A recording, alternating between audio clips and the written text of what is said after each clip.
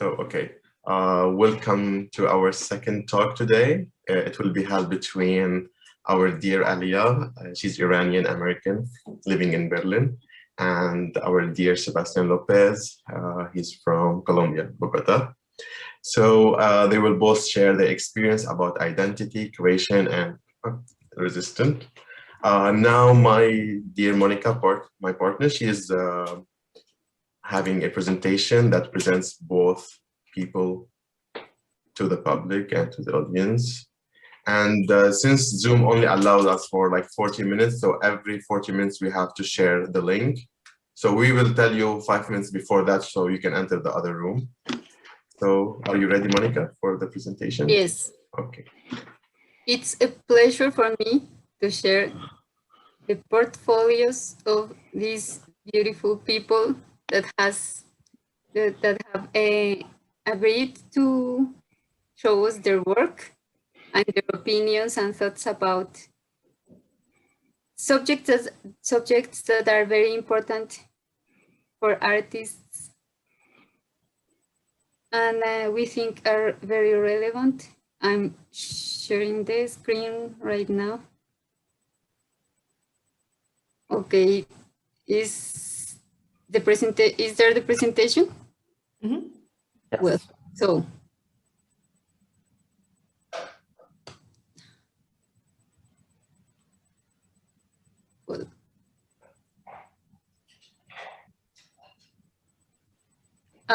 one of our guests is Alia Sadeghipour. She is an Iranian American surrealist, humanist, writer, teacher, punk, and poet. Well, here's the bio. I will try to read it as fast as I can. You don't have to read all of it. He's the vice president of the Women Writing Berlin Lab and taught workshops for GLAD and feminist film organizations. She won the Sherry Dabrowski Prize for Best Feminist Multi-Genre Fiction Writer in 2009 and has not stopped since. Most recently, her work has been featured in The Bear, Favorite Storyteller, PCRW, and the Goethe Institute, the V-Series Poetry Anthology, Berlin Untelevised, Goven, What's Afghan Punk Rock Anyway, The Ghosts of Berlin, Der Geister von Berlin, Literarische Divers, Teach the Rainbow, Insights from LGBT Teachers about Queer Visibility, and much more. She has had the honor of performing for GLAD, Wicked, Night School San Francisco, Viva Con Aqua, the IDP Collective, and the Iranian Reconnect Festival. By sharing her narratives and perspectives, she hopes to reach out to the world and introduce them to hers.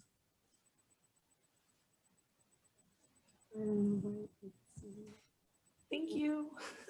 Okay, here are her publications. This is, I think it's the last one, Movement. So can you tell us, please, something about this publication? Yeah.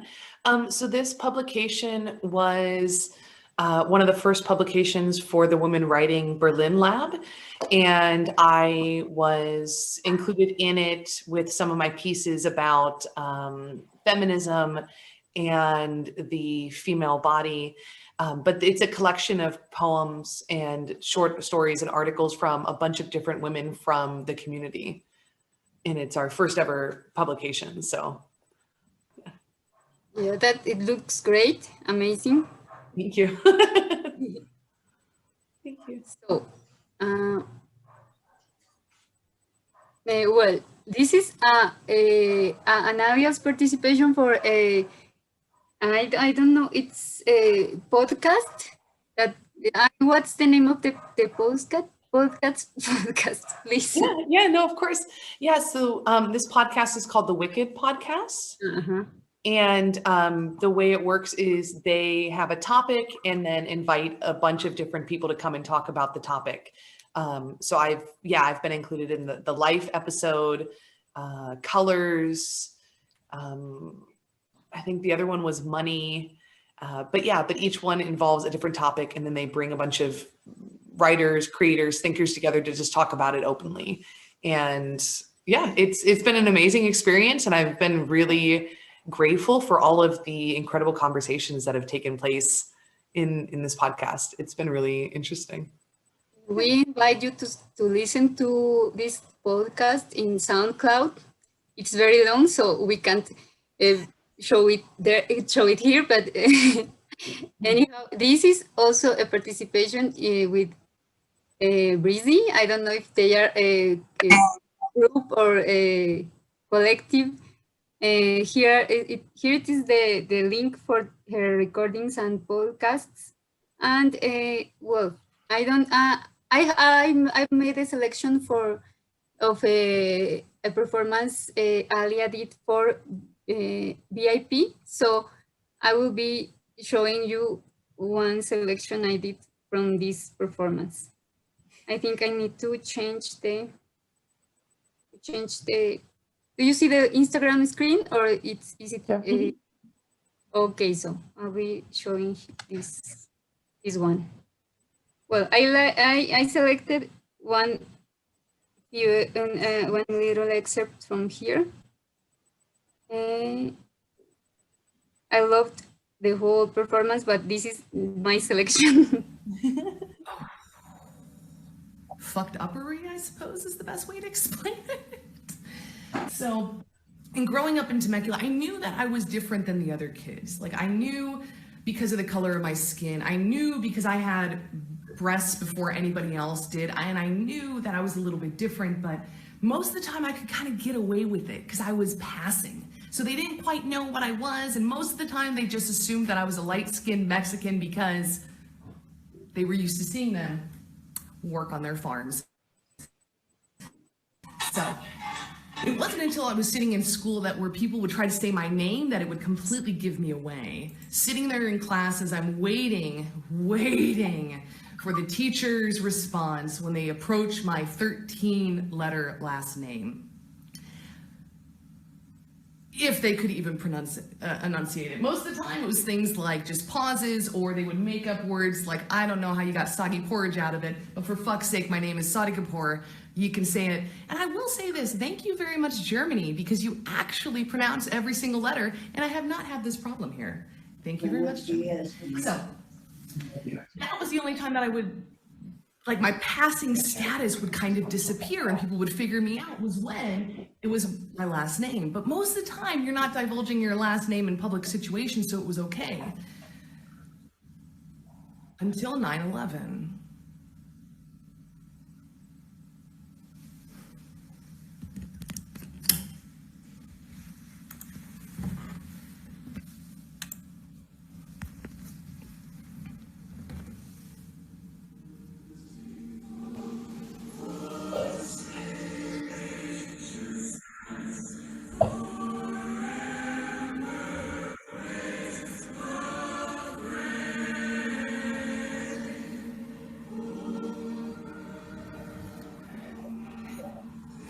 I remember I was 14 years old, and we had just arrived at my high school, both my mom and I, because my mom worked there too, and she parked her beat up green Toyota Corolla in the parking lot, and we walked through our school gates because, well, our school was built like a prison, so we had to walk through the school gates. And I remember just walking down this hallway, this really long hallway, and all of the classrooms had these giant windows. So as you were walking down this hallway, on every single television, you would see the image of the towers and the plane crashing, and then the plane crashing, and then the plane crashing and crashing and crashing. And I swear to God, it was probably the longest hallway in my life. And after the two towers fell, the CYA, the Christian Youth Association at our school, decided, well, hey, we're going to go on a new crusade. Okay, so you can watch this at Alia's complete at Alia's Instagram account. It's very interesting, also very funny. I love it. I loved it a lot. Thank you. Thank you so much. And well, here we can see a selection of some works. All of this is also at her site. Well, can you tell us please something about this project, Libich? My my project, it kind of started as more of a dumping ground for my thoughts and observations. And I started it when I was doing my master's program because I needed a space for my creative work. And when I first started my program, I still believed in the lie of creative and academic and philosophy don't go together. So when I first started my master's, I believed that, and I needed a space for like all that creative side and the side that didn't fit. And what was interesting is actually by the end of my master's, I was able to bring them all together. And thanks to the creation of this creative space, I was able to do a master's that incorporated everything from poetry to philosophy to humanism to queer theory. And yeah, so that's how it started, as kind of this creative dumping ground, as an outlet. And since then, I've just continued to add to it with poetry, with different articles, with different projects.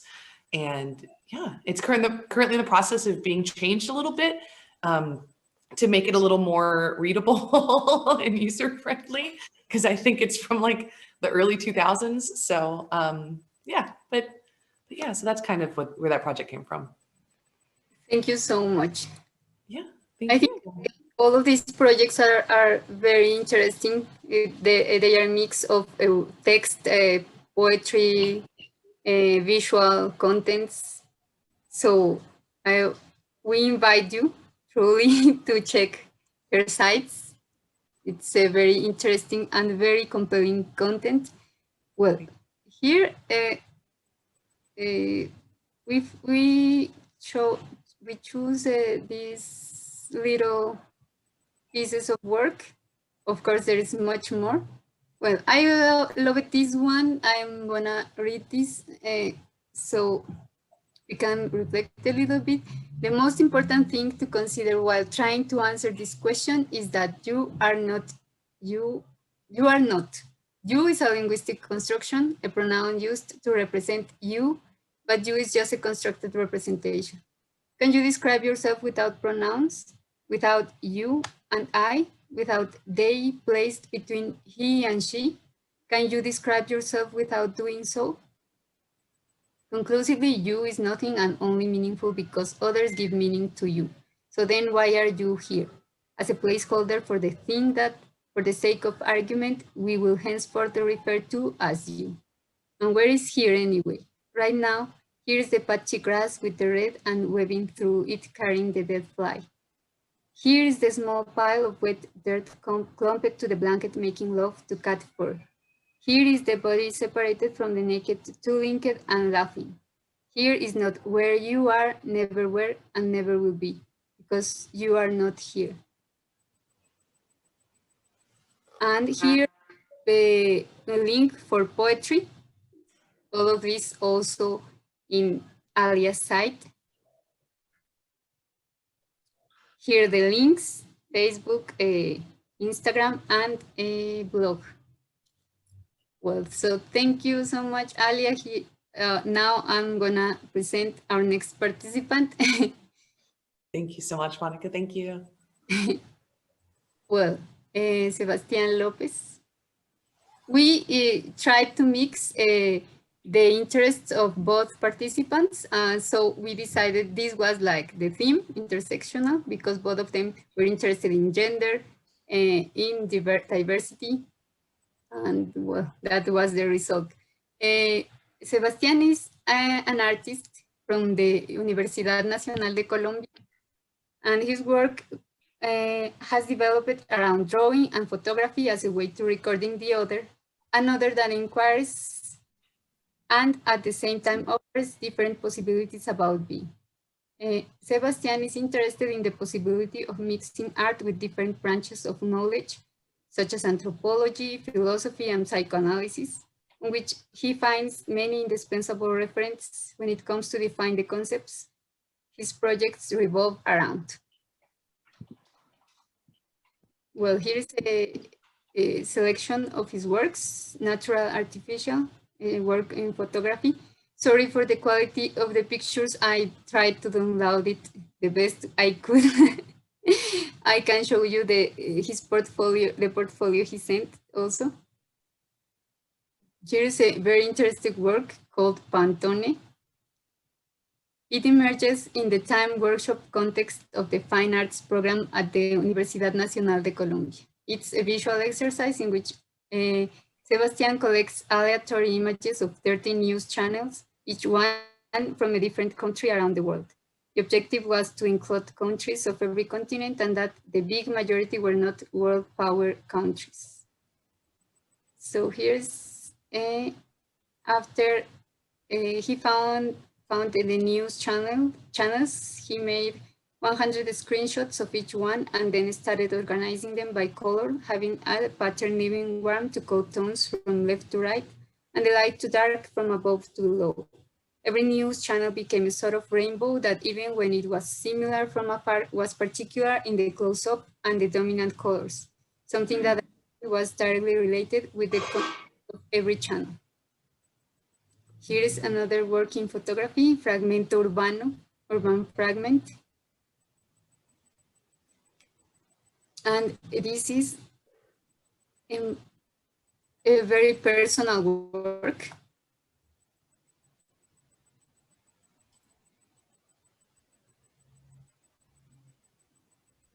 Can you tell us something about this work, Sebastian?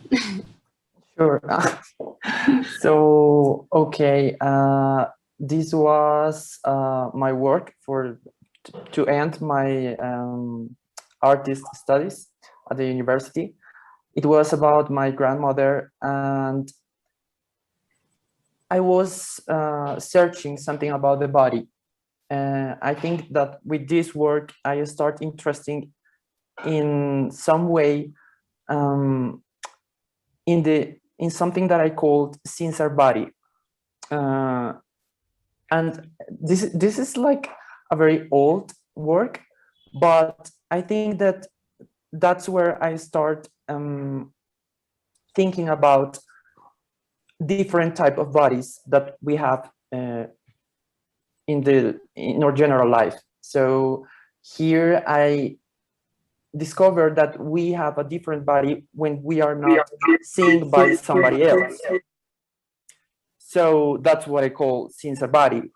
But now I think that makes me feel interested in queer theory and other things that pose the possibility to be different, you know, to be not exactly as you have to be, or somebody says to you that you have to be.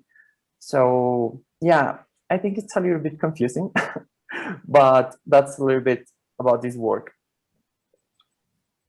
Yeah, this is a very beautiful project because it has that so personal content, and that it shows that relationship with not just with the body but the family, and all that moves people from the very inside. Here is the part of this work that is shown as a drawing project. It was like both a video, photography, and also drawing. And this is another personal work that is called Little Journal of Self-Knowledge, Pequeño Diario de Autoconocimiento. This work starts as an exercise of drawing unproductive moments where I found myself alone in my bedroom, wandering around, thinking or literally just breathing. With the time, I started understanding these drawings as a little diary of private moments, thoughts and body reactions that only appear in these lonely moments. And this is a project that I love very much. It's very beautiful, a very beautiful, beautiful project of photography that's called Balconies. It is, and I don't know if you have something to tell us about this project. Well, sorry if you hear something around. But okay, this project this emerged in the quarantine that we have the last year, and it was something so weird because it was for a call, a public call for artists that ask for photographies about the quarantine, and I was like, what I'm going supposed to do if I'm at my home and I could not get out to take pictures. And for the first time, I start really seeing by my window. So I start seeing people there all the times in their balconies, and they were like in the same situation than me, but like they were like in that completely closed space that sometimes get apartments in particular. And the balcony became like this weird space of freedom, but you stay still at your home. So for me, that was interesting to portray people in their balconies, because, you know, it were like the only space where you could breathe without a mask, you know? You're like in an external space, but you are at the same time inside, you know? So for me, that was very, very interesting to find that gestures of people there, you know, just living in that very, very little space that became a sort of liberty space inside home, because many of us find ourselves living with our families, and even if that sounds good, for many of us that became some kind of jail, you know, that you lost your privacy, you are always have to be with someone else looking at you. So yeah, that was these balconies, like these little actions of people in that external internal space that are the balconies. Great. So, and here are the sites. You can find Sebastian at Behance and Instagram, and also, well, he has an additional where he sells beautiful products.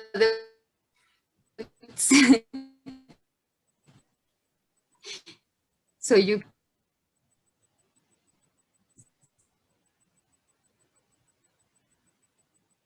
participants to introduce themselves to each other.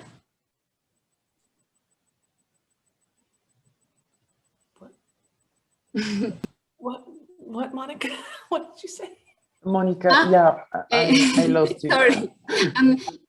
Okay. So I was saying that please, participants, feel free to start your talk. Okay. Just a moment. Now you have to present yourself, introduce yourself to each other, and like in 10 minutes we have to go to another room, and you can start talking about identity, creation, and resistance in your own perspective. Thank you so much for joining. Okay. Okay, thanks to you for the presentation. And well, Alia, nice to meet you. It's really a great thing to me.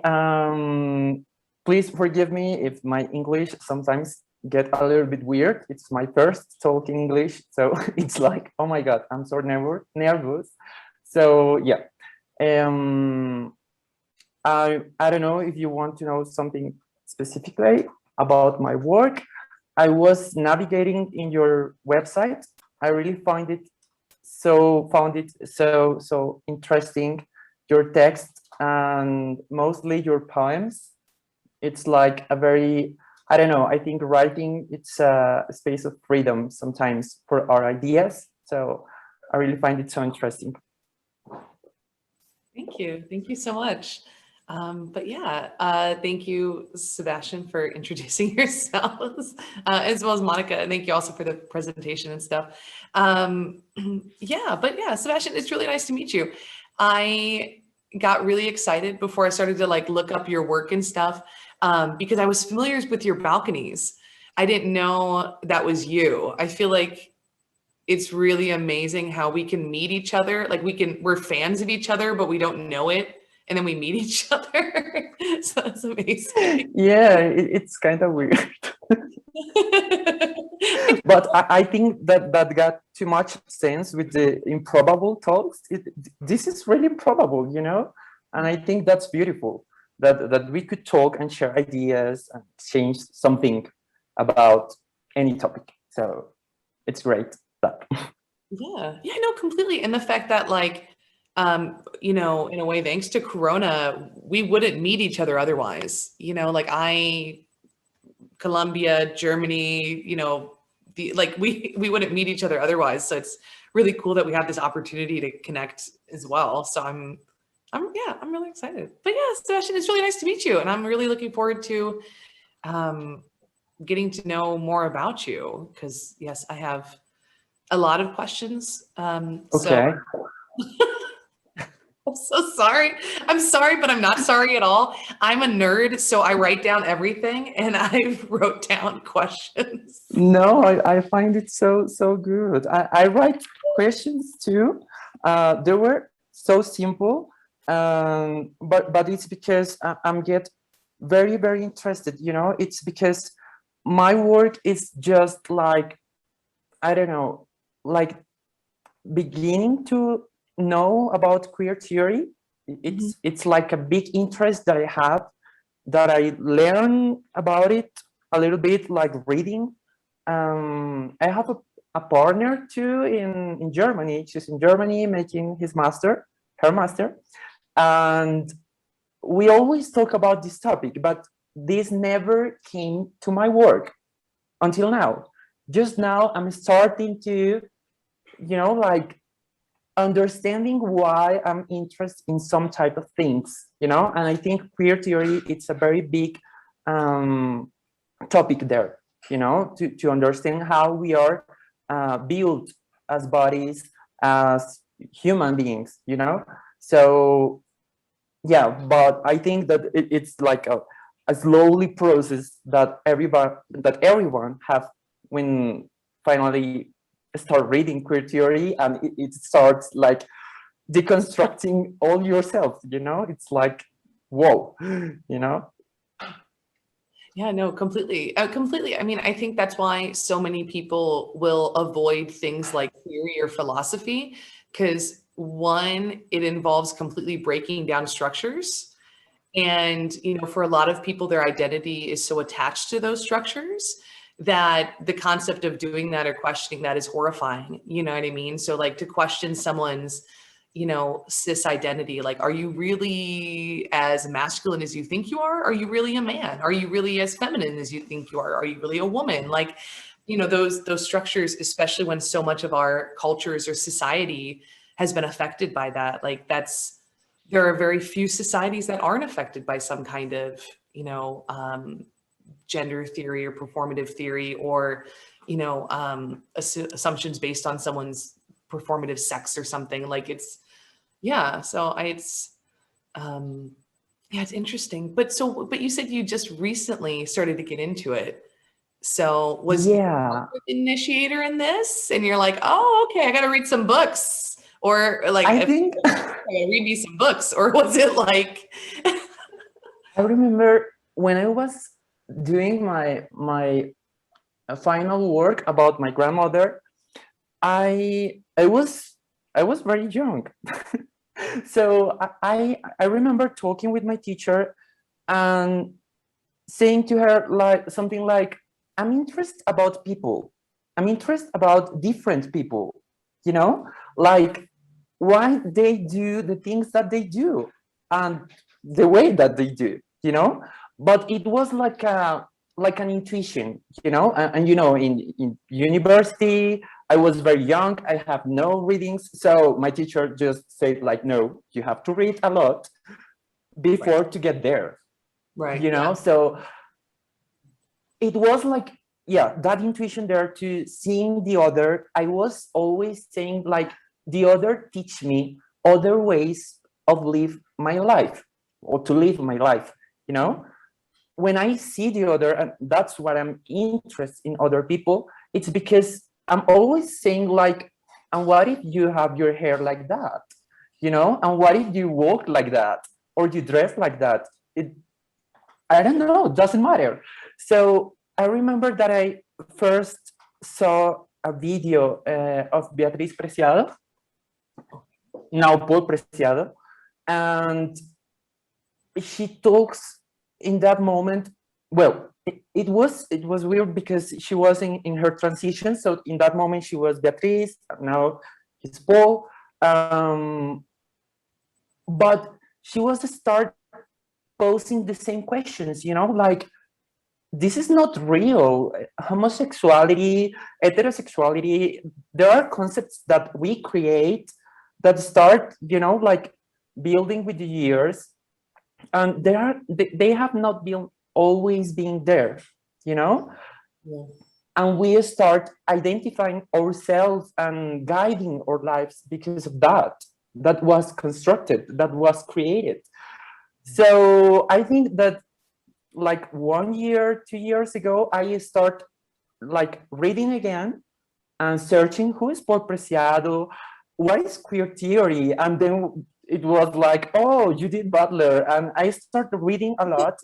And I found with my partner, her name is Isabella Lee, and we have like a collective that still doesn't have a name, but we love to work and to talk about this, you know. So we start talking a lot. We start just talking, and it was very beautiful for me to make that with a woman, because we share different perspectives about our bodies, about how society constructed us, you know. So we start posing that questions that you make, that yeah, they are big, and most of the people don't want to do it, but you know, like saying like, am I really a man? I'm really gay? Even, you know, it's like everything became like such a weird, strange thing that you say, I'm not anything, you know. As your text, you say, are you you? And it's like, we don't know, you know. It could be, but could not. Right. So I think that's the beautiful thing of queer, you know. But that's a little bit of my encounter with the queer theory. Yeah. No, that's wonderful. That's wonderful that you did that and you started the journey. And the most important thing is the conversations. Like that's the best part about it. Like that's how you discover parts of yourself and learn about other people and learn that there's like other options out there, you know. Like I know for myself, when I first started to learn about it, it wasn't so much like queer theory existed, you know, like it existed, but then it kind of disappeared and went under the guise of like other kinds of theory, like gay theory, lesbian theory, this theory, that theory, trans theory, and it kind of got segmented out. But I know for myself, I couldn't identify with those identifications. Like I'm like, okay, well, I'm not a gay man, I'm not a lesbian woman, I'm not a bisexual, I'm not a, so then, so then for me, after reading like that type of theory, I felt a little stuck, and I was like, well, I learn a lot more now, and I'm really grateful for so many of these amazing perspectives, and I'm so much wiser, and yet I still don't fit. So shit. Okay. You know, like, and then having to like go through that discovery of like, so what is there? Okay. And then, yeah. And then searching back and reaching back and finding like the queer theory and stuff like that. And, for me, a lot of philosophy also helped with that. So not only queer theory, but like a lot of philosophical stances about like the body is irrelevant. What is the mind? What is this? So especially early on, I felt way more connected to those types of things rather than some of these other theories, because that is what resonated with me. You know what I mean? Like it wasn't, like the body we recognize. I mean, especially you, right, Sebastian, your entire series was about the body. Like we recognize the importance of it. We recognize that it's something that exists in a performance space, you know, like if you're with your family, your body is performing a certain way. And if you're this or whatever, but then to take that step back and go, okay, but what is your body by itself, or what is it with just the, like, what's the mind within the body, or what is your body when it's not performing? Like, I think that's fascinating. And especially with the queer theory, I was talking to a good friend of mine who's funnily enough sitting in this room. I love you so much. But she was talking about, she was talking with a friend, and they were talking about how, especially in Corona, how the concept of gender performance, a lot of people are questioning their gender identity because they're locked inside, they're not around other people, they don't need to perform in a certain way anymore. So now we're seeing a rise in people questioning like the components of their gender because of Corona. Like, That's crazy, but yes. Yeah, but yeah, I don't know. But I don't know. What about, wait, do we have to leave? Okay, we leave in 2 minutes. And I was going to ask you a really long question. So should I just wait till we go to the... we can move to the next room. So the great love we have for you, because we think that the most important thing about art is showing love. Yes, exactly. So Sebastian joined us. Thank you, Sebastian, for your talk. It was really amazing to hear you. So now you will have 40 minutes to talk with Alia and to continue the chat about identity creation and listen. And then we will have a third room where you will talk also. And then we will have like some questions from the whoever who wants to ask you both about the talk. All right? So Okay. Have fun and... So Sebastian, I wanted to ask you the really easy question. Okay. Yeah, so how has your identity been affected by Corona? Like, has it not? I mean, yeah. I think it's a good question, you know, because actually I think maybe if you had asked me that before, I said like, no, nothing, you know, like there was no any problem there. But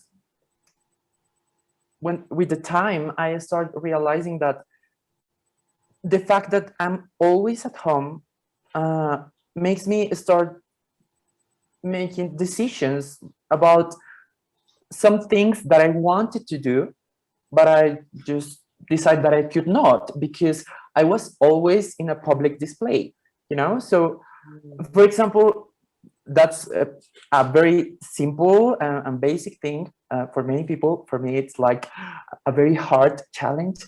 But my hair, you know, I had a very, very short hair. Like, I don't know, like at the end, it was like a military cut. And it was like, why? You know, because I start reading all about queer theory and I start seeing about, yeah, all the things that, you know, when we came to, I don't know, like racism and too much things, even the hair is there, you know, even if you're a man that have long hair but have curly hair, it's a thing, it's a matter, it's something that people are going to say mostly here, like, oh, but your hair is so long, you know, or your hair is so curious, you know, and it's like, yeah, that's my hair, you know, and I just decide not to cut it anymore, you know, and yeah, it's like not too long because, you know, it's like it makes like pampa.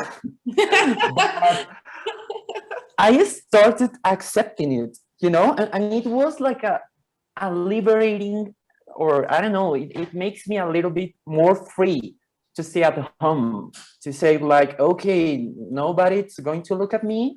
So now I'm going to really make some changes that I want to do, you know? So yeah, I think that even if we don't think about it, the public display and thinking about being all the time looking back someone makes us change, you know, like make things like different. And yeah, that was all about all the things that I always work about, you know, the sincere body on the other body. I don't know, the public body, the social body.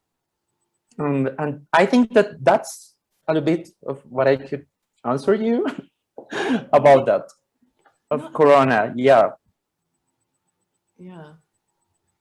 Yeah, no, I think it's really beautiful how, you know, as you were saying, the sincere body and the art that you do, I think it's really beautiful that you also kind of embrace the message of your own art. And you were like, okay, this is me. This is how it's gonna be. Like, I think that's really important, because I think especially for some artists, there is a little bit of separation of like, this is my work and then this is me over here, and they're not and you know, it's my lens that I'm using to look at this. And I mean, granted, like every artist is in their work, absolutely, but the space between it, you know, varies.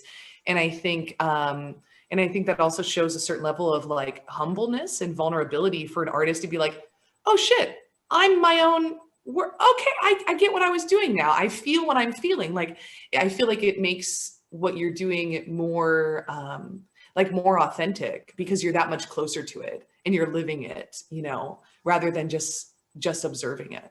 I think that's really amazing and cool. Yeah, I think that it came around like with this topic of creation, when you start understanding that it's important to feel, you know, but it's important to recognize your feelings, you know, because yeah, sometimes our work became like this comfortable space, you know, like comfort zone.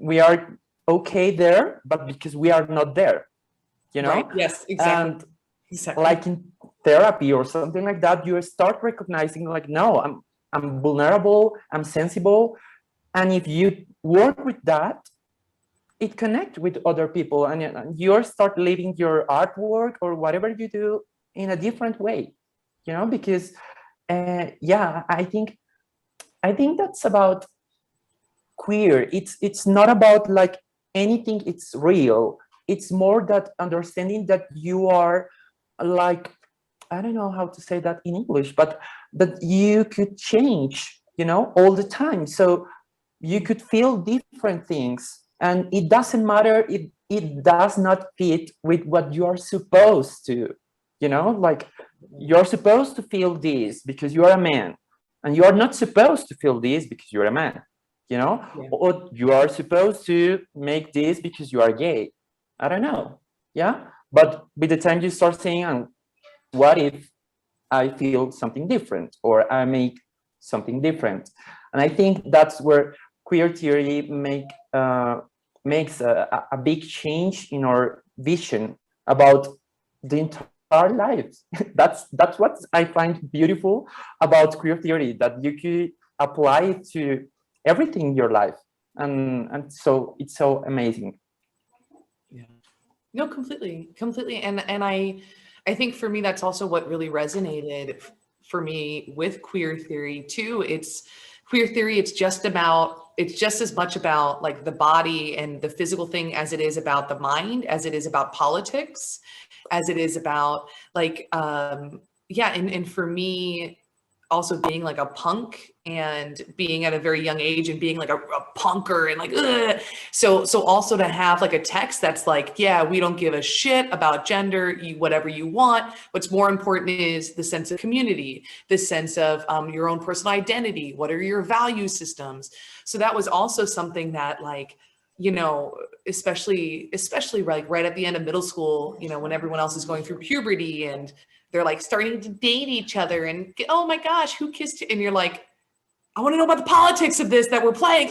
Like, you know, so to have something where it's like, yes, I'm not crazy. Like, yes, like it was really nice. But yeah, but I also really appreciate like the political implications of it too. And, you know, yeah.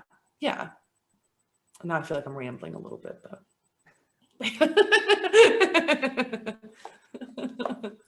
Okay, I want to know. I want to know more.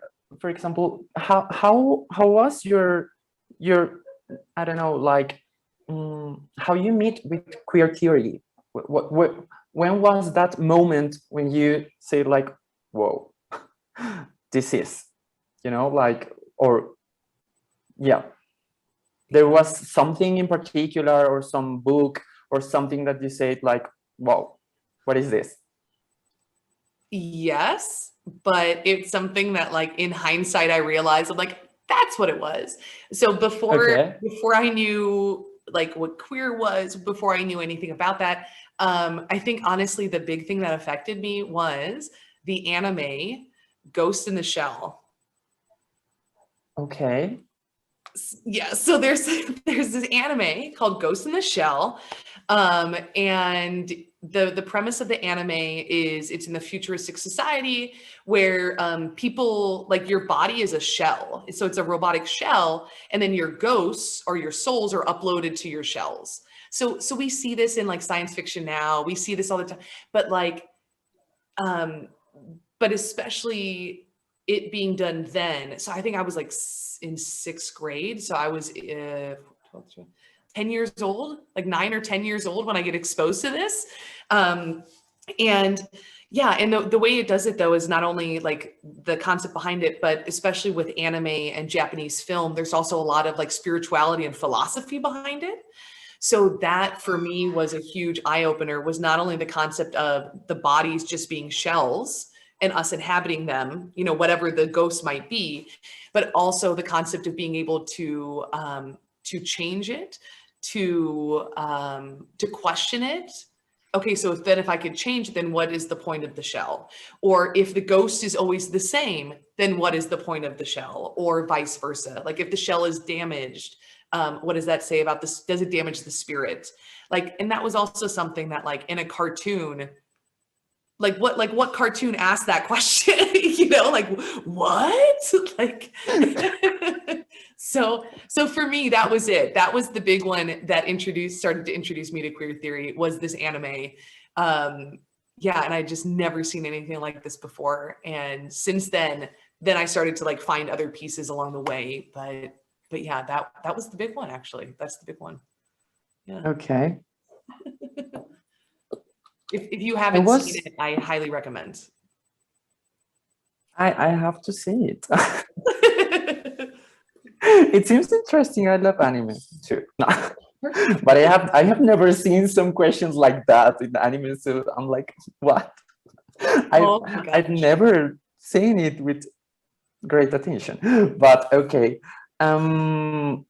I read some interview that you have in your website, and you talk about being a teacher. And I always think about the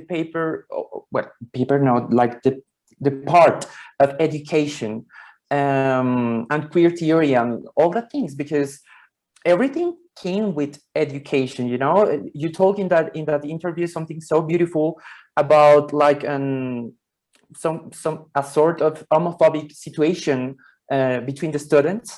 Yeah. And I find so beautiful when you talk about how the student says something just because he heard that from his father, you know, and yeah, he doesn't believe that, but you know, it happens. And I want to ask you about, what do you think is the importance of education there? As you are a teacher, yeah. how do you work about it? I don't know. Yeah, no. Thank you. I appreciate the question. Yeah, I really love being a teacher, but it is also very, very hard. Like I'm not, like I know some teachers can go in and teach their class and stay on the subject matter and not acknowledge, you know, the human beings that are in front of them. And I can't do it. Like I can't do it, you know? I'm also one of those friends where I'm like, yo, if you ask my opinion, I have to give it to you. Like I will give it, like you know, and I feel like education is also I mean, at least for me, ideally the space for a lot of those conversations, you know what I mean? Like it's one of the few situations where you're going to be with a group of individuals that you didn't really choose. You know what I mean? Even in the workplace, there's still some choice. Like you still maybe chose to apply for that job, or maybe you didn't have a choice and you had to apply for that job or something. But But I feel like in education, and obviously private institutions are different, but it's one of the first and last opportunities that you have to talk to a truly diverse group of people that you may not ever interact with again in the future. And I think exactly because of that is why like educators need to hold space and be willing to engage in these topics. And more importantly, just give the students the space to engage in these topics. You know what I mean? Like with the incident that happened with the student, I didn't, put the student on blast or make them feel like shit. I wasn't like, you're a horrible person for saying homophobic things. And you're a terrible, terrible person. I'm going to call your parents and, you're going to get suspended or something. It wasn't like that. Because in recognizing, it was just like, okay, let's just make space for you, because you've probably, especially like never had the chance to talk about this or really think about this, especially if at home your dad is saying these really homophobic things. How could you possibly at the dinner table be like, I think one of my classmates is gay and I think I'm okay with it. I don't think it affects me. I don't think this poor student has the opportunity to have those conversations, Totally. or also learn how to interact and stuff. Like how do you, if you say something messed up, like what was it about it that was messed up? How do you have this conversation? How do you like regain the humanity in it, and recognize the other person's humanity? But I think for me as an educator, it's like, you should do it. Like you have to do it. And I very much see it as my like obligation to do it. Like I will happily stop a class session to talk about something like this, because this is the lesson that's more important than this book that we were forced to read that is by this dead white guy anyway. So like, so let's talk about race. Let's talk about gender. Forget Walt Whitman. Like, No, but I really think that's beautiful, because it's like, I don't know, I find that particular incident so beautiful, and how you deal with it, like it was like something very difficult, but at the same time you shows empathy for the other, like you showed empathy, and that's difficult sometimes, when you find someone, even if it's a child or something like that, it's hard to feel empathy for that person and understand that, as you said, they maybe don't have the opportunity to know about this, to know about queer theory and all the things that are hard even for us sometimes, to understand. And that's beautiful, I think, that in the educator, for the educator, like taking the other and saying like, well, like showing this, like open this window and saying like, look at these other things that you don't know yet, but I think that empathy, it's something that it's sometimes very, very difficult when we find in that situations of discrimination or something like that, it's sometimes hard to know how to approach to the other and make him or her or whatever understand something, like look, I'm different and it's okay. Yeah. So I find it so beautiful because of that, because it's sometimes something that it's hard for us every day. It's like, I think, for example, if you find someone that it's not a child, when you are with someone that it's grown up like this and carry up with a lot of shit, and it's not going to change because it's hard to talk, to open. But I think that it's something that we have to do sometimes. We don't have to, but it's good if we try at least. Yeah, no, completely. And well, and I agree too, especially with like empathy. I think again it comes back to like vulnerability and identity. You know what I mean? Like, to be empathetic means that you are willing to like put yourself in someone else's shoes, or to acknowledge that you don't know something. You know, like, I don't know what this person is feeling. I don't know what this person is thinking. I don't know what this person experienced. And that's like a horribly vulnerable place to be in, right? And especially if it's in a situation where it might be something offensive, or it might be something that's very triggering or difficult. It's even harder to be like, you know, let me be empathetic and try and understand where you're coming from, even though what you said was very hurtful or like really offensive. But I think that's also a big part of identity. It's to be able to say, like, I don't know, or I don't have the same perspective, or I don't understand. Not I can't, but like, I don't understand. I think that also has a lot to do with identity and like confidence and vulnerability. And I think that's why it's also difficult to do for some people to do it. But yeah. But like, okay, but like talking about like empathy and stuff, like for yourself, Sebastian, are you like, do you feel like empathy is something that you've like learned and that like you've kind of like developed over time? Do you feel like you've always had this like empathetic spirit or connection? Like where does it come from, or where did it grow from for you?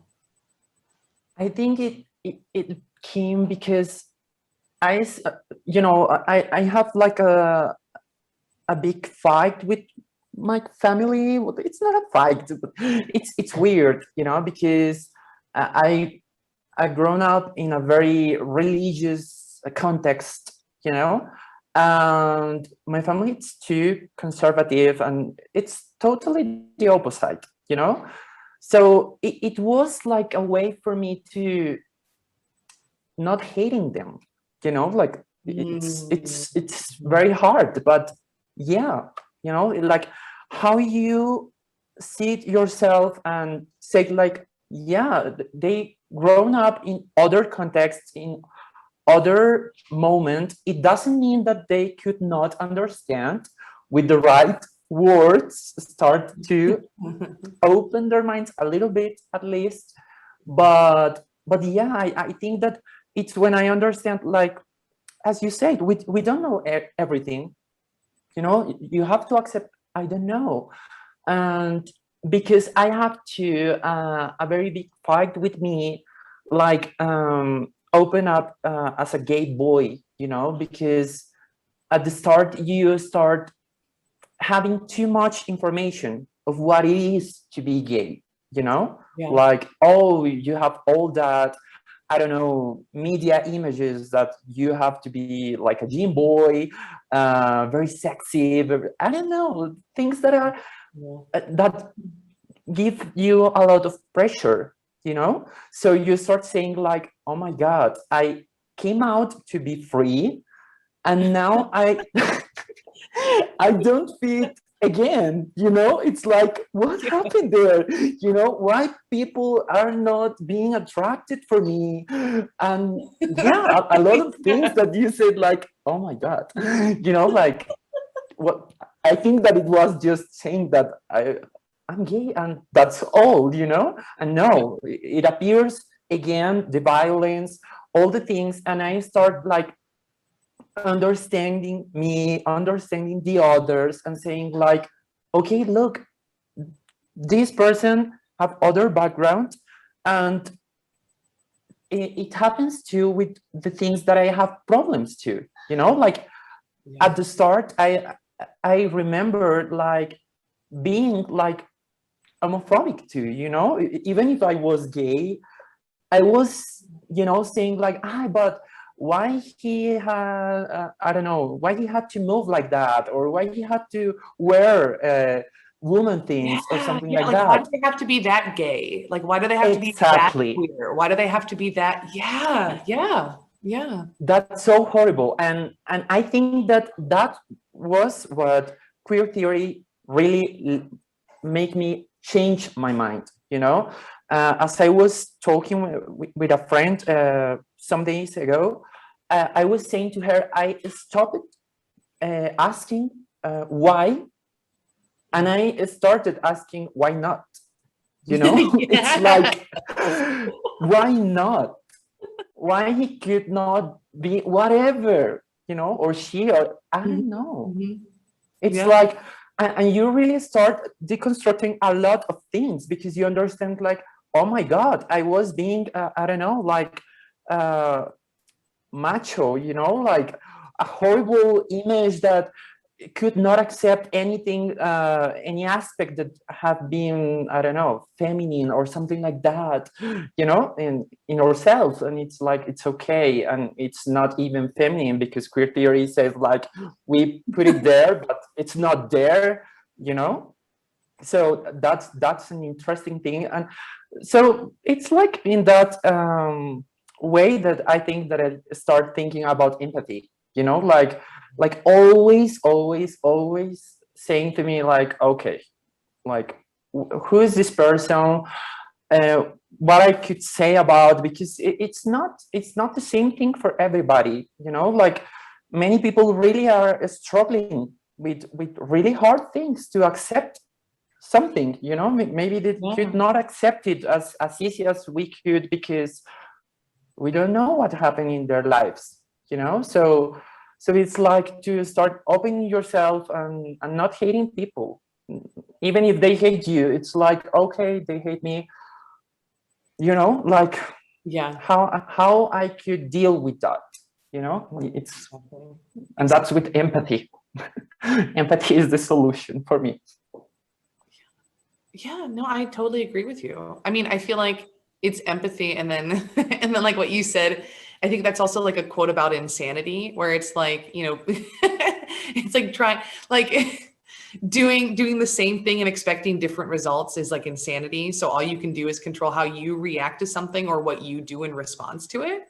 And yeah, so like, especially when it comes to like the hate that exists and that kind of stuff, like, you know, of course, be active in what you do, like in your art and in your community, and like stand for your values and that kind of stuff. But it just, like, to go out of your way to try and combat these haters and how many of them exist, and their inability to even like want to engage in that conversation, then it's like, yo, why am I wasting my energy and my time and my empathy on someone who doesn't want to change, or a community that doesn't want to change? Whereas you have these other people that are like willing to, or at least like trying to.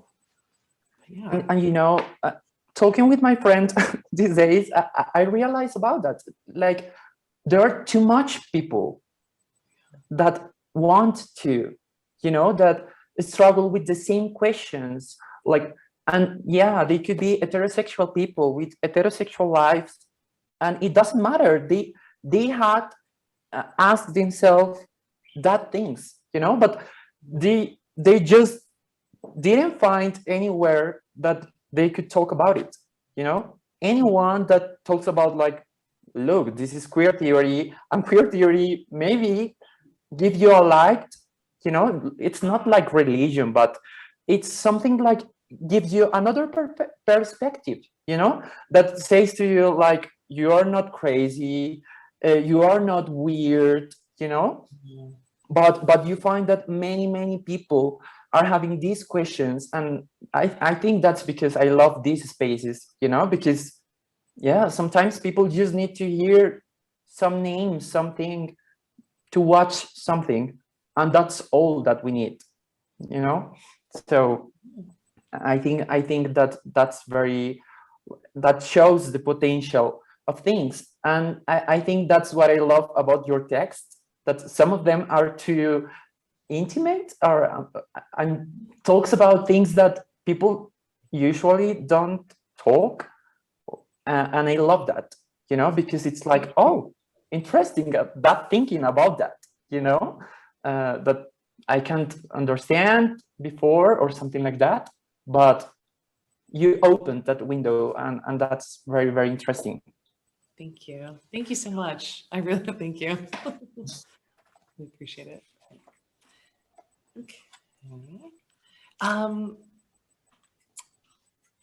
Okay, so I kind of had a question for you. Okay. To kind of like change the subject a little bit. And it's kind of a two-parter. because so I noticed, wait, and you said something too. Hold on, where was it? It's yeah, so it was in so much of like your work, and the stuff that you're doing, and you had mentioned too, like color and like the use of color. So this is kind of, I guess, like a two-parter. It's like,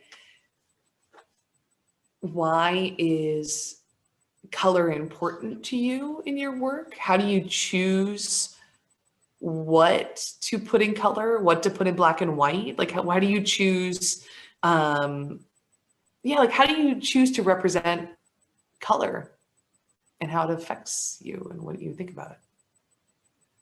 Well, I think that's a very particular thing. I think in that work that I have of Pantone about the news and all that, that's a really, really old work. But I think that even if it could sound a little bit cliche, like the rainbow and all the colors, you know, like for me, every situation have a different color, you know. It's like, yeah, I think I'm ending like queer religion or something like that. But for me, it's like some way to show that everything it's different, you know, that anything have really the same color, you know, not even, there's not even the same color, you know, like, oh, the same red. It's like everything have hues and other forms, you know. And that's for me very interesting. When I work with color in photography in particular, I try to like make it very, very particular, you know, like give it a life, the color of that situation, you know.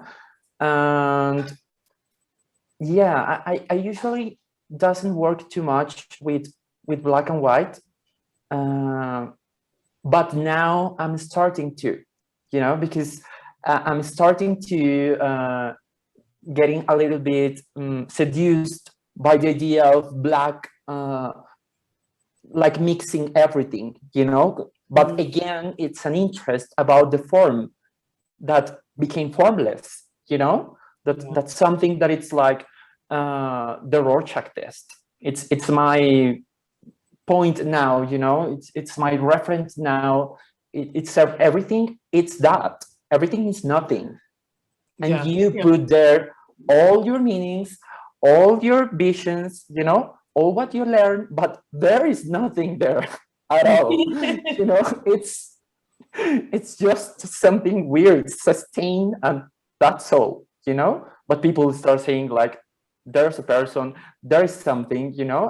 And I think that's so too much to talk about queer, you know. Like, we are all nothing, and we could be everything if we want, you know. But we decide to be this or this or this other thing. But yeah, I think I don't know if I answered you exactly. But I was like, well, I didn't ask like an easy question or anything. Sorry to interrupt. I have the most ungrateful task of telling that we have 5 minutes. So we will move to the next room, okay. and hope that all our participants want to join us for the next set of, I think we will have like an ending for your conversation, and we will have a set of questions, because I know there are lots of people that are very interested in asking you questions. Okay. So we go out here. Well, we have 5 minutes. You have 4 minutes. Okay. To talk, like to finish the talk, and then maybe we can have a few minutes in the other room, and then we will start having questions for you guys. Okay. So I was like, Get oh, a little I bit. think it was like a 4-minute question. Oh God, no. Okay, well, this is not going to be a 4-minute question. Okay, but the other question I wanted to kind of ask you. If you guys really have time, maybe we can extend for the fourth room. We don't have any problem. We are really enjoying this, and we love the connection between you two. You are really going amazing. I mean, it's really nice. I'm so happy. So we can go for a fourth room if you really want to continue this. So it's up to you guys. No. We're good. Well, I'll ask this really easy question, and then we'll just continue. Yeah, no worries. So, so Sebastian, one of the things that I noticed, so, and I'm so sorry, it's not the Pantone series, it's the one with the street shots of like the streets and stuff like that. And one of the things that I was reading in the description was, that I thought was so interesting, was it was talking about not having what you would see as like the more dominant or powerful countries or something. Where was it? Oh no, where is it? Yeah, I was thinking about like the presence of power. Oh yeah, please, Monica. The series of Pantone. Okay, yeah. And you were talking about like that, yeah, and a lot of the things that were the pictures that you took pictures of, it was like more of like the underrepresented majority, and like it wasn't the powerful things that you would imagine. It was actually like the other things that you kind of imagined. And I wanted to ask you about power, and like, what is your feeling towards power and like those kinds of entities? Because it felt that in this work, it was very much a fuck you, you think you're the top, but you're actually not part of our normal life. This is our normal life. Bam, bam, bam. Okay. But I was wondering about like, yeah, your relationship with power or power structures, and yeah, that kind of stuff. I think, okay, that's not an easy question. That's particularly not an easy question, but I know, sorry, 2 minutes. You have 2 minutes. I think like as you said, it's something like I'm always searching like other ways, you know, like we always learn to have some particular image or ideal, you know, like an ideal, you know. So where, you know, like a Latin American boy, we always I grown up with that thing of the American dream, you know, like our dream have to be an American way of life, you know, literally. Yeah. So we always are looking for America and Europe, and the rest of the world just disappear.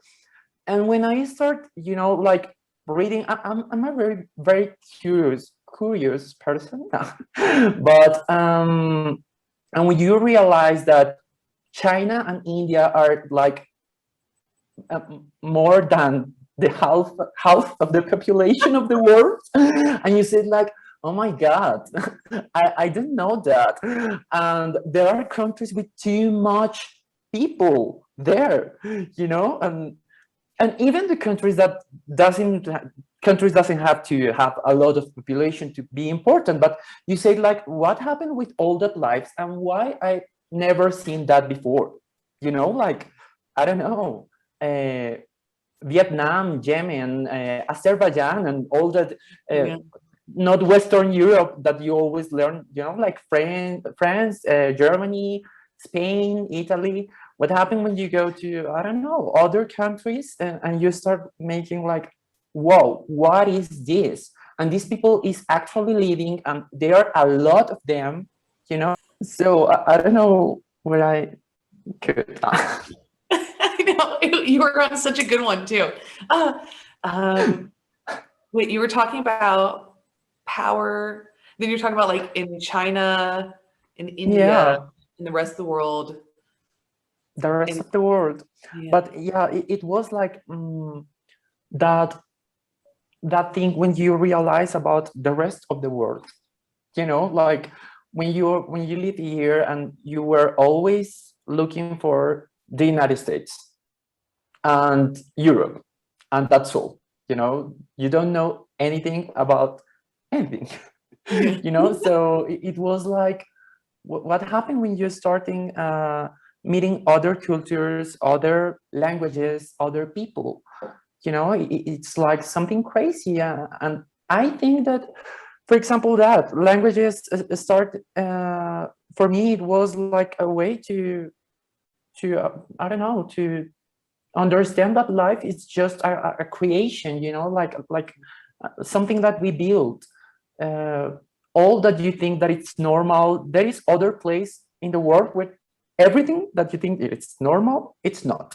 You know, like what you eat, what you wear, whatever, you know. So it's like, I think that that's a very good way to start understanding other ways that you could be as a human being. So yeah, that's my relation with power. It's like, I hate power and power like positions, because it's like they are always like saying that there's not other realities out there, you know, like this is the ideal, this is the power, and you have to go there. That's happiness, that's your sense of life, and it's not, you know. And yeah, it's difficult for us to build something different.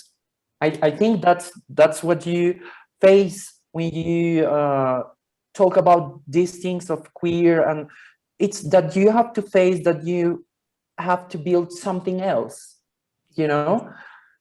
It's like, oh my God, the world and the universe, all of them open in front of you, and what are you going to do?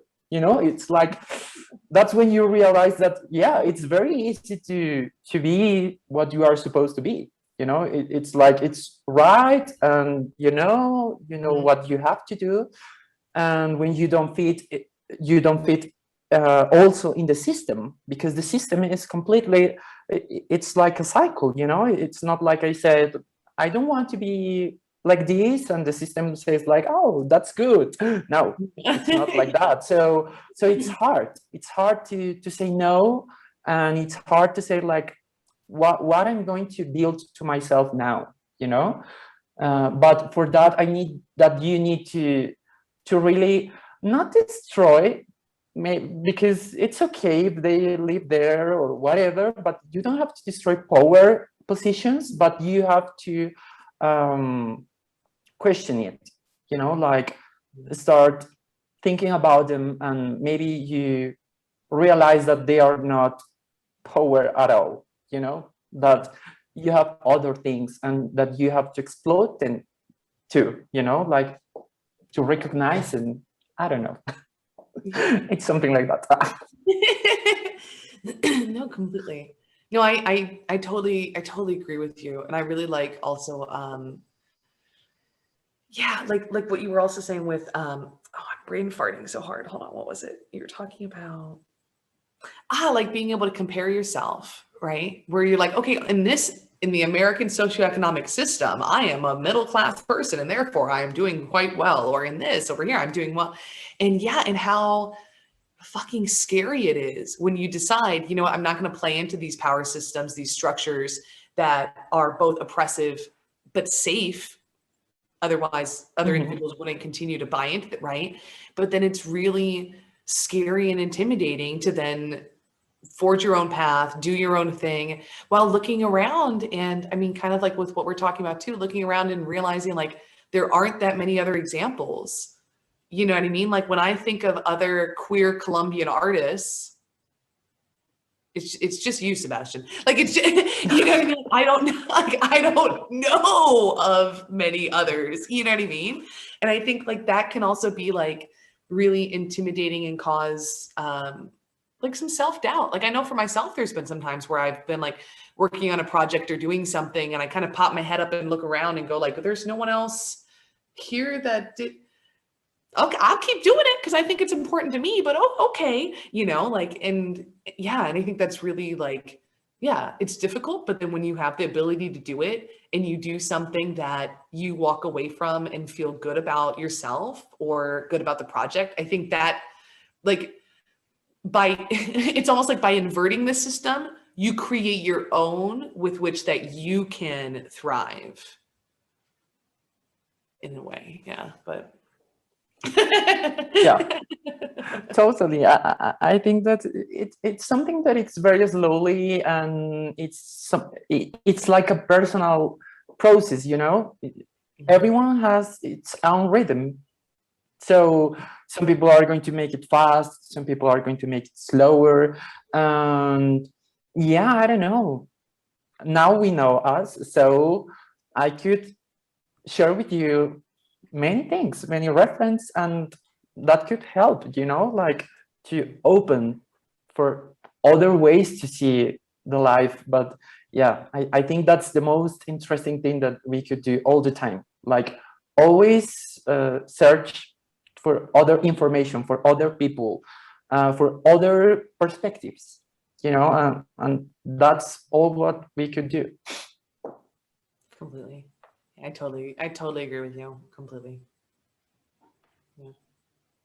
So guys, are you ready for us to ask? Yes. Yeah. Okay, great. It's So I okay. will start by alphabet order. So I will start with Alia.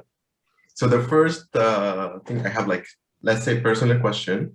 Were you based in the US when Trump was elected as a president? I was, yes. Okay. So my question is, the first one is a little bit political. So as an Iranian American artist, don't you think you have a very interesting mix between like two countries who probably like they don't like each other? Oh yeah. Like, do you think that's as what do you think about your identity that comes from two nationalities that are somehow on a war right now? So that's the first one. Well, considering that I was born in 1987, the United States has always kind of been at war with the Middle East. So, so for like almost all of my life, that has been normal. Like it's normal to be seen as like part of the conflict. But that was also something like something that when I was growing up was really difficult because like with what I kind of said in my performance too, like before 9/11, they couldn't really tell what I was. But then when they figured out, they would like make fun of me and call me like the beast from the Middle East or something. But then it was like, yeah, I was like going back to Sebastian talking about hair. I'm like, boy, we can talk about hair. Like we can talk about hair. Like, but yeah, but especially after 9/11, then it was like from there on out, if you were Middle Eastern in any way or visibly religious in any way of Middle Eastern descent, then you know you were seen as terrorist. Like, but as far as the perspective of it, I feel like because it has that villainous connotation, it kind of gives me a lot of space where I can kind of play and poke fun at it, almost like a minstrelization of the very thing they're afraid of, you know? So it's like, you're scared of me because you think I'm okay, then let me play with that. Let me poke fun at that. Or maybe say some things that you wouldn't be able to say, or you wouldn't feel comfortable saying. So yeah, so I mean, that's also something that's been like an interesting component of my identity. Like, and I think it's kind of funny and ironic in a lot of ways that I've always felt kind of dualistic. I mean, for fuck's sake, my astrological sign is Gemini. So how funny is that? Like that it's also like, here's your side.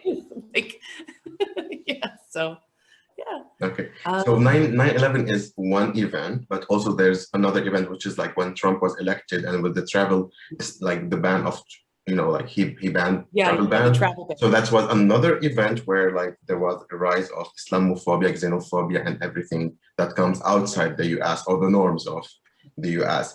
So as an artist who has a bold identity, like your identity is definitely visible in all of your performances. Like I knew that once I saw you in Reconnect, I was like, that's amazing what she was talking about, her identity, her home.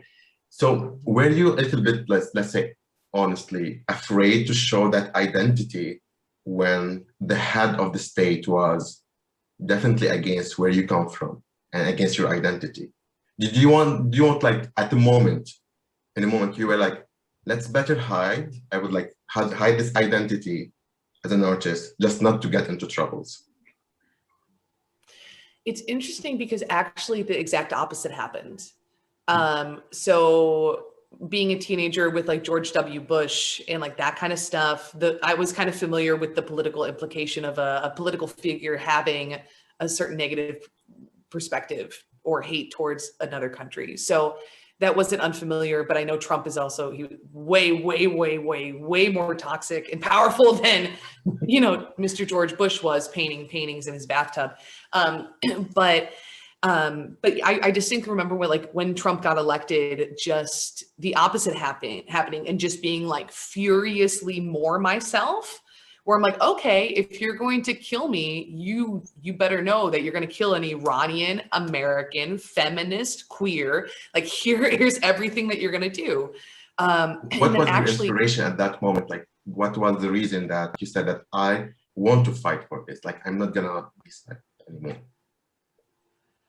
Because I had seen yet again between like, and I realized, oh, obviously Obama was between this too, but between Bush and then Trump, having seen what had happened to the community and how many voices got silenced, and also how many like Iranians like would even change their name and stuff like that. So I had seen the reaction of the community when that had happened. And then I knew that especially with someone as toxic as Trump, it would even be worse.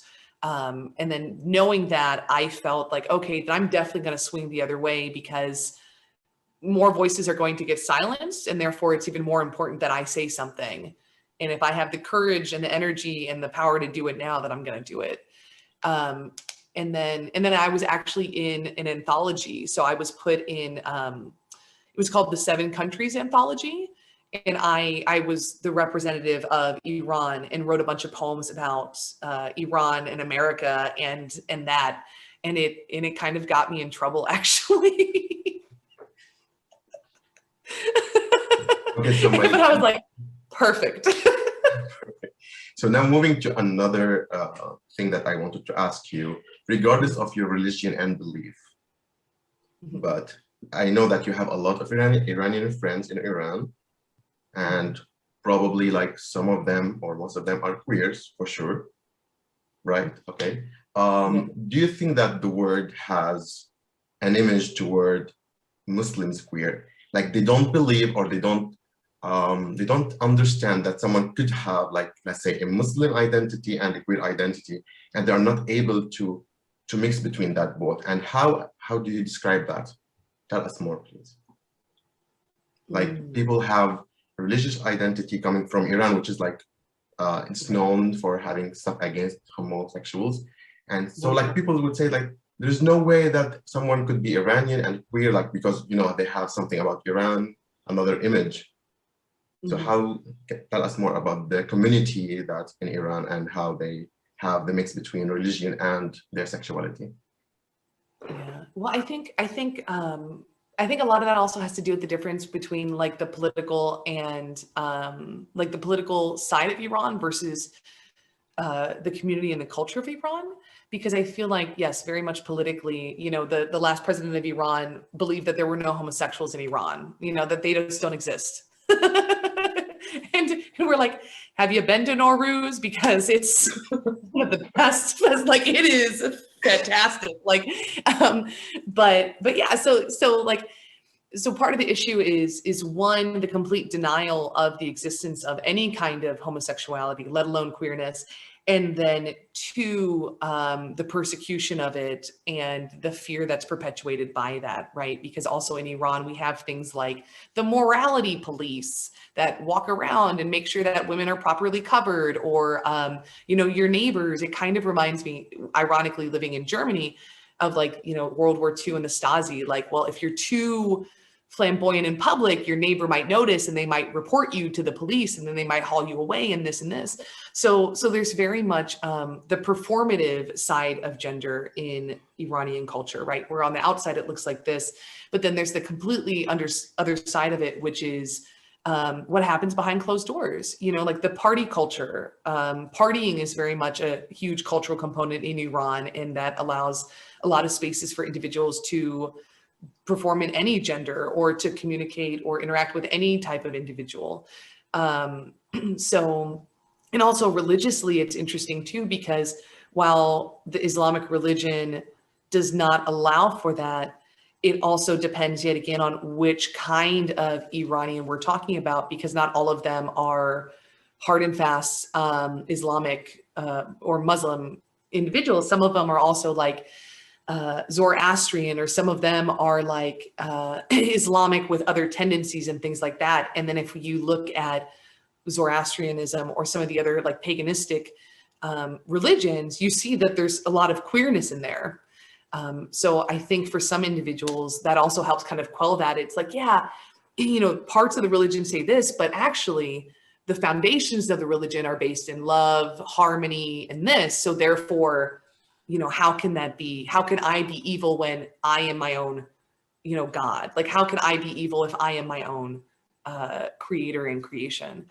So, so yeah, so I guess it's like, yeah, it's not an easy question at all, but I think there is that duality.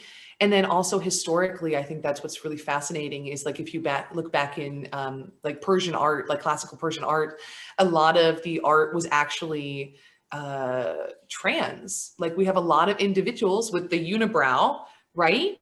And the faces are the same, but maybe they're in a masculine body, or now they're in a feminine body, or they're in something else. So even if we actually look back at classical Persian art, there's representations of queerness. But the difference is, you know, similar to other forms of art and history, whoever is dominant in history decides to shove it away or hide it or get rid of it. And then you're left to believe that they don't exist or that they're wrong or other. But yeah. Thank you. So now my question is for Sebastian. So, you know, in every community, visibility is really important. You know, like as for me, I try my best to talk about Islamophobia because I was born in this community and I have seen a lot of hate toward where I come from. So let's talk about queer visibility in Colombia, which is like, it's part of your identity, as you said, but at the same time, if we're gonna take the creation perspective, do you think, you know, as an artist, if you created or you wanted your identity to be visible, do you think it will affect the way that others see you in society as Colombia? And also, like many people are just trying to hide this identity, this queer identity, and say like, why should I show that? Because I might lose another job, people might see me differently, like some galleries wouldn't accept. So as an artist who lives in Colombia and you have that such identity, how is it effective on your creation? Okay, I think that, you know, it's like we have a very rigid society here. So it's weird because it's not, there is something very, very dark about Colombia and its relation with conflict, you know, because here we are always talking about war, about people dying, you know, but people just decide there is a concept in psychoanalysis that it's called like, I don't know if it's like that in English, but in Spanish you said like forclusión. And I don't know if it is foreclusion or something like that, but it means that you just decide to live like that doesn't exist, you know, like, okay, there is people dying, but they are in other little town or something like that. So I live my life, you know, like relaxed. And I think that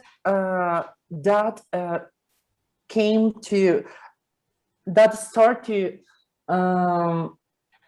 appear in all the aspects of our lives, you know. So when you are thinking, you are like, yeah, actually there are violence for LGBTQI plus people, you know, but you just decide to hide it. Yeah, in fact, in some way you hide it. and you hide it because you don't want to be violent. You know, you don't want to be violent anymore in a context that always have been about violence. You know, it's sometimes hard to see more violence when you are always hearing that. So I think that yeah, actually it is something like could affect you a lot, even if people think that not. If you want to have a normal job, people maybe doesn't allow you with, I don't know, even with this hair, you know, because even in some lessons, I remember I start accepting my hair when I start studying Portuguese. And because my Portuguese teacher was a Brazilian girl, you know, and in Brazil, they have a lot of curly culture, you know, because they have an incredible mix of phenotypes. So if you go to Brazil, you see everything that you could imagine in the world. It's in Brazil, because they have Japanese migration, German immigration, Black migration, everything, you know. So that's where I start realizing that, oh, that's good, but we have that type of talks like, and have you ever, you know, heard something about your hair? And she was like, yes, you know, and she poses the question in the classroom, and people say like, yeah, it's okay, but not too much, you know, if you really have it very organized, you know. And in Brazil, it's like a crazy thing. It's like, if you make you notice too much, it's better, you know. But here it's like we live in a very, very controlled context, you know. So you struggle all the time, you know, with that thing that I want to be, what I want to be, but I have to live in this society. I have to have a work. I have to, I don't know, a lot of things. So it's like a very, very conflictive way, because as I told you, people are going to say that no, there's no a very visual violence, you know, that there are not too many things. People are not homophobic, but yes, you know, but we just decide, everybody as society prefers to say like, no, we are very gentle, we are very kind, because as Latin Americans, we always have that image that, you know, that we smile and we are so amazing and we are so open, you know, to other people, to, I don't know, foreigners, but not at all, you know, not when they are really touching some deep things like masculinity, religion, all the things. It's like, no, you know, like sometimes people are words not going can to be be more hurtful than very actually open. physical harm, like the words that you hear. Anyway, you have really beautiful hair, and I'm really happy that you accepted it as a part of your identity. And now, if anyone have any question for our participants, please feel free like to unmute and ask.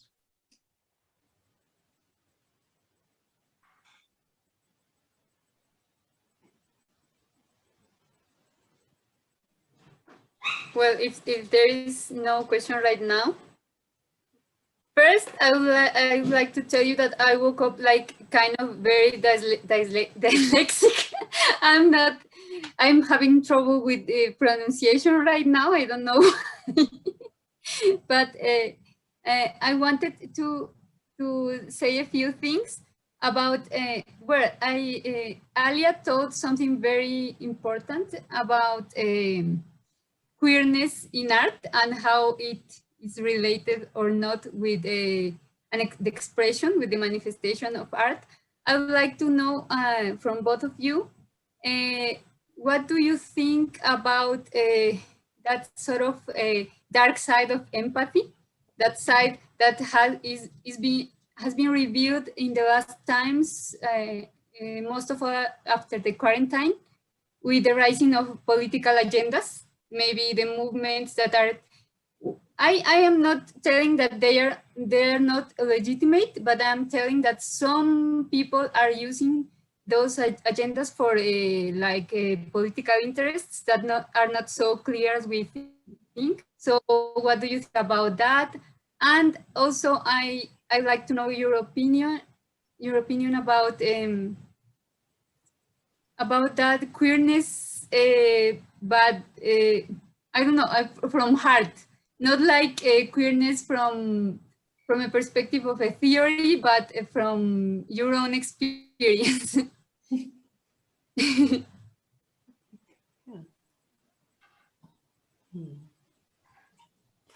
Sebastian, if you wanted to start, I would need to think a little bit. Okay. Well, I don't know. Can you repeat, please, the first question? Like, I get a little bit lost. Yes, I try to make it more clear. It is about, I think there is, in the sort of psychological way, a kind of dark side of empathy. I think that with the rising of political agendas, we have seen that there is like a sort of fiction, sort of transvestism about, or ventriloquism about this thing of showing this is a movement and this is a united movement, but instead of that, we are watching a sort of a rising of interests that are not so clear as we think. So it's like a little reflection about what is happening with that. I think there is a trouble here about a movement and about the political agenda. So I'd like to know what do you think about those both aspects of the same thing. I understand, like, you're talking, for example, I'm asking, like, when people, I don't know, when we see racist people like saying like, but this is my liberty of expression, or, you know, like, this is my way of seeing things. Exactly. I'm sorry. Yeah. Okay. I'm sorry I didn't mention about any specific movement. I was talking about, but, yeah, maybe about Black Lives Matter. Yeah. For example. Yeah, it happens. It's like people who is like, I'm homophobic and this is my way and you need to respect it. And that's a very, very, very hard thing, because it's like, it's when you need to understand that your liberty could not violate anyone.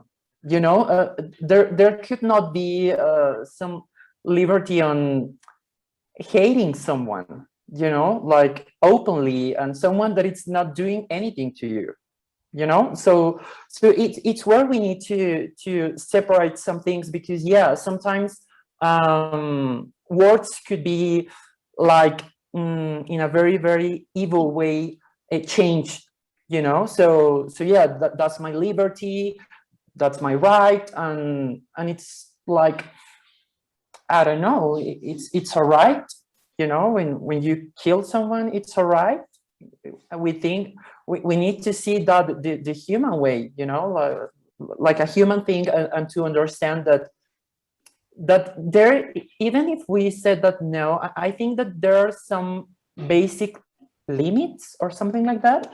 When I saw my lesson of psychoanalysis, I remember that the teacher always talk about, in psychoanalysis, you're always talk about ambivalent things, you know, like, yeah, you have good feelings, but bad feelings too, towards whatever, but it doesn't mean that you need to realize everything, you know, that you are going to kill your father, literally, you know. It's like, no, it's not like that, you know. And I remember that the teacher at the end of the lesson connect with the war here in Colombia, and he says like, I strongly believe that there's something basic in human societies, you know, that it's that you could, I'm sorry, but that you could not kill someone else,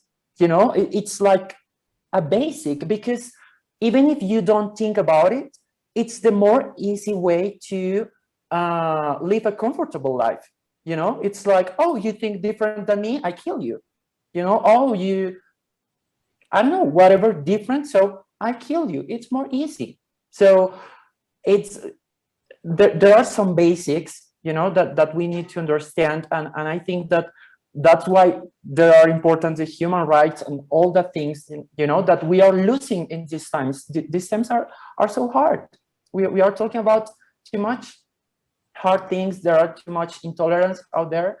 But I think it's that, not confusing empathy with what some politician could make with that, you know, to understand what is the real essence of that, and not being confused about this, because yeah, it's a little bit difficult when you find that movement. It's like, okay, what I'm going to do, it's hard, but at the end, that's not liberty, you know, because you're damaging someone else, you know, and that could not be. It's illogical for human beings to be, if I could damage someone else. That's what I could say. Yeah. Wow. Okay. I was like, oh my gosh, this question. Okay. Okay. So I think working backwards, like with politics, I feel like this is nothing new with politicians. Like we've seen the manipulation, like it's always the big three, right? They use pathos, ethos, or logos. They either use emotions, some kind of ethics, values, or like their power, or they use some kind of logic, or even if it's false logic, right? Like, so I don't think the manipulation of empathy or these movements is anything new with regards to politics. I mean, even if we look at something, for example, like the AIDS movement, right? Like when HIV was first coming out, and it was just essentially murdering the gay community, right? Because like if you know someone is dying from something that you could have done something for and you didn't, that's essentially murder, you know. But then, you know, later on, especially like in the 90s, there was the influx of the pro movement where they were like, no, you know, hey, donate your money for the AIDS vaccine and do this and for the cause and this. So that's, I think, also a really good example of something that is using kind of the manipulation of empathy for a greater cause that historically in the past people died from and people were ostracized from and people were seen as other or lesser in society. And I think that similarly, this is where, for example, like the Black Lives Matter movement is having some of the mirroring of this, which is, you know, Black individuals were seen as less than, we're seen as this. And now you see this flux of people and movements that are like, no, acknowledge our humanity. And similarly, politicians are leeching off of that as they would anything else, you know, like I don't think that that's anything different. I think the big thing is time, like time will tell, especially when it comes to social media, because it's so much easier for someone to just, you know, post a black square on their Instagram feed or, you know, just to retweet this one thing. But it's time will show whether or not that empathy is true or exists, right? Like if this person is consistent, if this politician actually starts making moves, if, you know, it's putting money where your mouth is, it's like actually demonstrating and showing this. Yeah, so I feel like that's kind of it. And then also, I know for myself, when it comes to empathy in Corona, especially, I think some, especially when it comes to like corporations are also manipulating that because we've become so isolated that I know for myself, I've become really raw. Like my empathy, armor is not there anymore. So like when I walk down the street in the city, I am like super empathetic and receptive to everything. And I think Corona has kind of done this to us. I don't think it's necessarily a bad thing, but I can see that where corporations are also manipulating that, right? Where like we have so many apps nowadays for mental health that we never had before. We have so many advertisements for like, oh, we got Bumble, we got Tinder, we got Hinge, we got OkCupid, we got Grindr, we got this, we got like, so yet again, we even see corporations manipulating that, you know, and that empathy.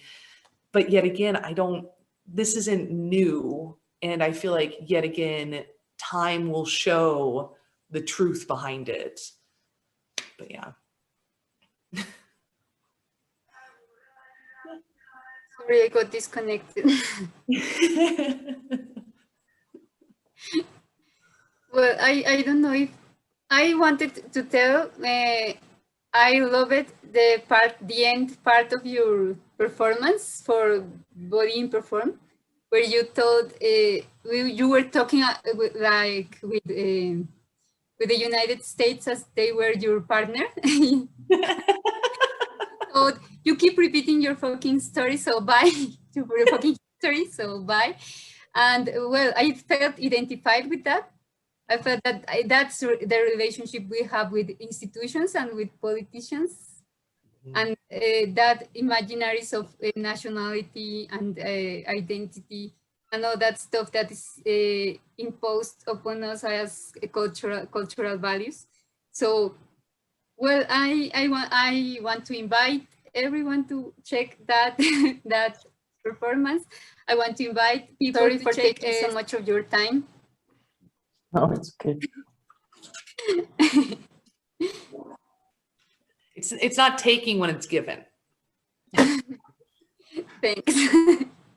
We are really so happy with today's talk. I mean, we really learned a lot about Alia and Sebastian. I mean, I know Alia from Reconnect and then from Body and Perform, and I have seen her work because I can connect with her like through identity, because I also come from different countries and I also have the same ideas that she speaks about. And it was really nice to listen to her today, like, and to have the honor to ask her about her identity. And also about Sebastian, I knew him for like 2 days, and I checked his Behance and I was really impressed, and I like the urban projects, and I told Monica like he should be an urbanist because like he has really a great sensation about that. So yeah, it was really nice to meet you guys, and we hope you can join us in the panel discussion, because like we will be artists from all over the world talking about that. Yeah, no, thank you so much for having me and inviting me, not only with this talk, but also having performed for you guys and stuff. Like I really appreciate it as well. Like, thank you so much. And to feel so seen. I mean, that's, I think, the big thing about this this collective and these discussions. It's like, it's really nice to be seen and to talk to people that get you. Yeah, I think that really, I really need to say thanks, because that's a really great space. What you are doing with this project, I think it's incredible, you know? So Monica, I really think that you're amazing, for real, because making this possible, this improbable talk that was really amazing. I really love to meet Alia and to talk about these things that need to be talked. You know, that, as we said, it's something that people need to hear about, and this exchange, it's so incredibly, I don't know, like good for me, for us. So thank you so much for the opportunity, for the invitation. And yeah, I hope that we could meet together in more contexts like this in the future. The main purpose of ID isn't just like to perform, or it's not like to just grab attention of other collectives. It's about connection. And I will share like his personal experience. Like when I was connected to Monica, we really didn't know each other, and we started ID. Like I didn't even know anything about her. I just knew her work. And also with Alia, like we never had the conversation, but I was really connected to her through her first performance. When it was like last year, by the way, it was like last year this time, by the way. It was like, it's our anniversary. So yeah, so I connected with Alia, and since that day, we didn't stop like keeping the connection going, because I think that's what art is. Like, it's about connecting with each other and, you know, like sharing experience, sharing talks. And a lot of artists don't do that. I mean, they have this big ego, like, okay, I got now like, I don't know how many followers, and I have went live on Instagram, and I don't know, like, but they don't connect with each other. Like they ignore other artists and they focus on themselves instead of just creating links between each other. So I don't know if we can end. I will be showing the Sebastian portfolio, but at the same time with the music of the performance Alia did along with Breezy. Breezy? Is that? Oh yeah! Yes. Okay. I think that's a good mix to end this conversation. Okay. Let me share the. Okay. Oh, Noor, you need to authorize me to share the presentation. But Yes, you can share. okay. So let's go to the song.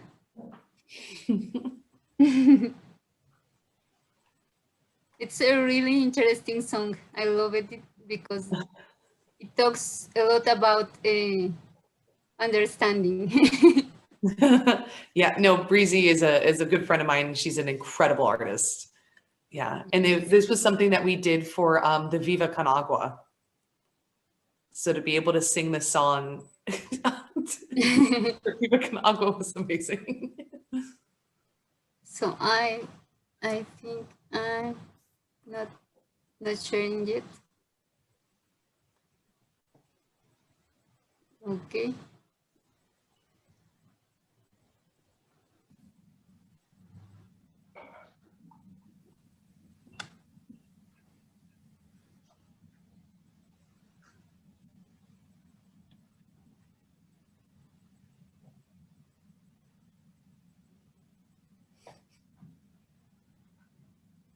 So, hope you enjoy.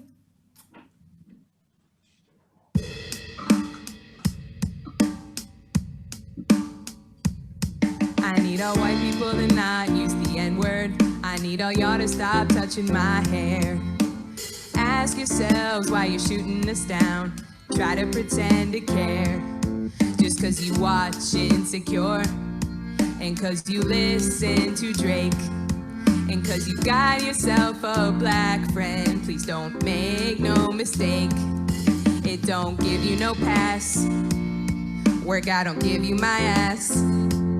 So back off and do better. Back off and do better, white people.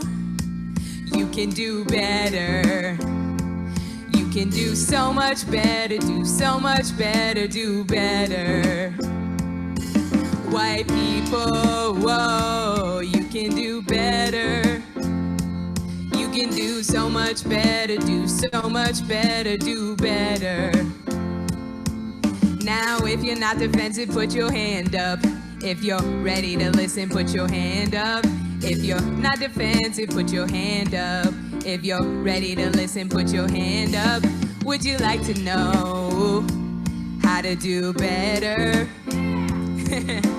Breezy gon' tell ya, Breezy gon' tell ya, Breezy gon' tell ya how to do better. Do your research about your privilege. Open your mind up, open your heart up, be brave and be strong and prepare to be wrong. Do you know about your white history? Do you know about your black history? Go out of your way, read all the lit, see the pics, and binge that shit like a series on Netflix, a series on Netflix. White people, you can do better. You can do so much better, do so much better, do better. White people, whoa, you can do better. You can do so much better, do so much better, do better. One more time. White people, you can do better. You can do so much better, do so much better, do better. White people, please, you can do better. You can do so much better, do so much better, do better. White people, you can do better.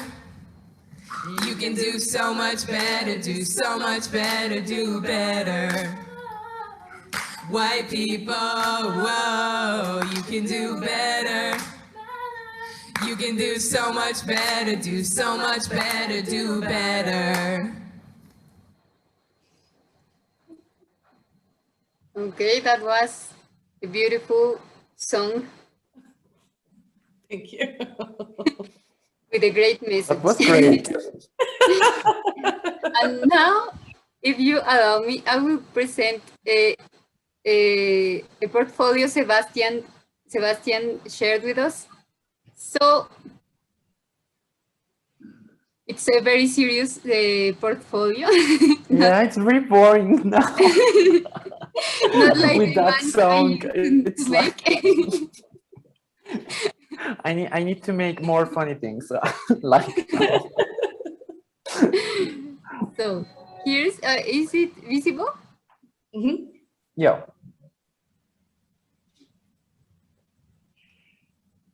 Well, if you wanna tell us something about the works, please. I think that we could just see some images Okay. and yeah. I think that here we just have like 2 or 3 works that we don't see before, but yeah. These are drawings taken from this same series of images. The drawings were made like with live drawing, like Mhm. me seeing my grandmother, and the photography was apart. Like it was like taking photographs between, I don't know, like the door, like very, very close. So I use a telephoto lens and take these pictures.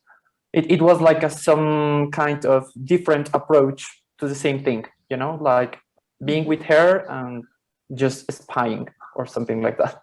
Mm. Yes. It's a beautiful thing to have that contact with intimacy and with the feelings between family and the persons that we love. And this is a series of urban drawings made inside the public transport.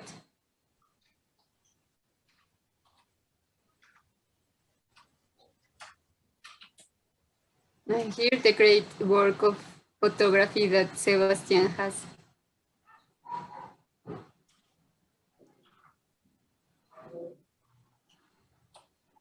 And here's a series of balconies that are very, very interesting. I love them. Yes. Yeah, like this is what I know Sebastian from. Okay.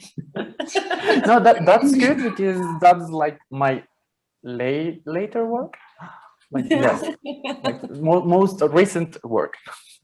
Most recent and very, very. He has a Yeah, very, that's all. very careful and very strict method of working. Sometimes boring. I need music. But yeah. You're not boring when you're so colorful, so don't worry about it. Okay. I'll take it. Thank you. Of course. So I don't wanna take more from your time. I know you must be tired, but I wanna deeply thank you. This has been so great to have such beautiful, such amazing perspectives about experience, about politics, about gender, about everything. So I don't know. I want to make sure you felt as so loved as we love you, because we are really, really grateful, and we hope that this can continue with time. We are looking forward to your work, and so I don't know what else to say. No, it's okay. That Thank I you. want to tell you that you are in our hearts forever. Thank you. Thank you. Thank you so much. Like, yeah. Thank you, Monica. Thank you, Abdunar, for making this space. Like, thank you for seeing us and our work. And yeah, thank you so much. And Sebastian, it has been like a beautiful honor getting to meet your brain. Like it's been so nice. And of course, the person attached to that brain, of course, but. No, it's a really, really good space. I really love it. I really love it a lot. Thank you so much. Thank you so much, Monica, Bruno, for this opportunity. It's so great to could share all these ideas together. So thank you so much. Bye.